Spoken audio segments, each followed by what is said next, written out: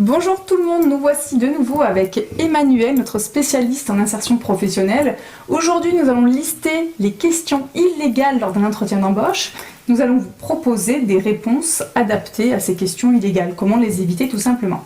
Donc, Emma, quelles sont ces questions illégales? Elles sont nombreuses. Il y a votre situation familiale, votre état de santé, vos croyances religieuses, vos opinions politiques, vos appartenances syndicales, votre âge.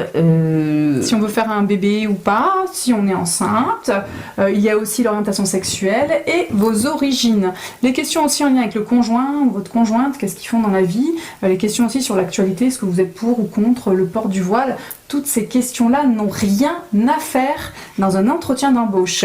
Donc l'article du Code du travail L 1221-6 nous précise que les informations demandées lors d'un entretien d'embauche doivent présenter un lien direct et nécessaire avec l'emploi proposé ou avec l'évaluation des aptitudes professionnelles. Donc il est vraiment très important de pouvoir les repérer au cours de l'entretien pour savoir si on y répond naturellement ou s'il va falloir mettre en place une stratégie. C'est vrai que si on est hétéro, on a 30 ans, on est en bonne santé, on n'a pas d'accent, on a la peau blanche, tout ça, voilà, en effet, on va être vachement à l'aise de répondre à ces questions qui sont illégales parce qu'on n'a rien à cacher. Par contre, si vous êtes en début de cancer, vous êtes homosexuel, que vous êtes parent de 5 enfants, voilà, on grossit les traits, mais au final, vous allez être en difficulté parce que les réponses à toutes ces questions vont vous pénaliser et vous mettre des bâtons dans les roues.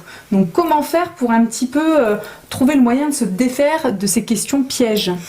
Et il y a l'humour, tout simplement. Voulez-vous des enfants? Eh bien oui, j'en veux 12, par exemple. Voilà, de grossir les traits et de rire sincèrement, ça vous permettra de faire passer un peu la pilule.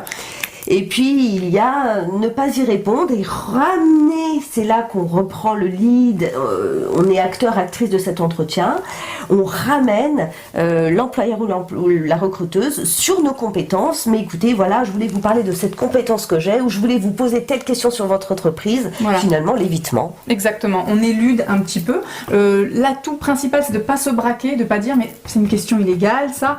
Non, ça va vous mettre en porte-à-faux, la personne en face aussi va se braquer, ça va donner une tournure plutôt négative à votre entretien d'embauche. Donc il va falloir faire appel à toutes vos ressources d'évitement pour pouvoir justement traverser ces questions sans encombre. Et n'hésitez pas, quand on vous pose notamment cette question sur la situation familiale dans laquelle vous êtes, c'est-à-dire si vous êtes marié ou pas, si vous avez des enfants, de pouvoir répondre, en tout cas, sachez que je suis extrêmement motivée et que ma situation personnelle ne sera pas une entrave à cette nouvelle place que vous me proposez. Donc voilà, je suis extrêmement motivée de reparler de tout ça et de neutraliser, de faire une réponse globalisante pour ne pas justement rentrer dans le piège de bah oui, j'ai 2 enfants, mais c'est pas de la même mère ou du même père. Enfin, non, il y a des gardes, une semaine j'ai. Non, on s'en fiche. Revenez à l'essentiel.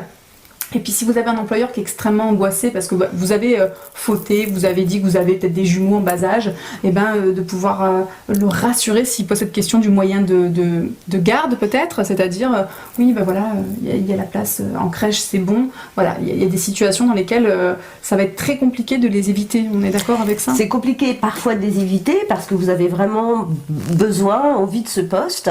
Donc vous y avez répondu. Ensuite, rassurez l'employeur finalement sur votre situation et restez sur vos compétences. Voilà, toujours ramener, c'est très important. On vous remercie de nous avoir écoutés. On sait que c'est un sujet qui est pas facile.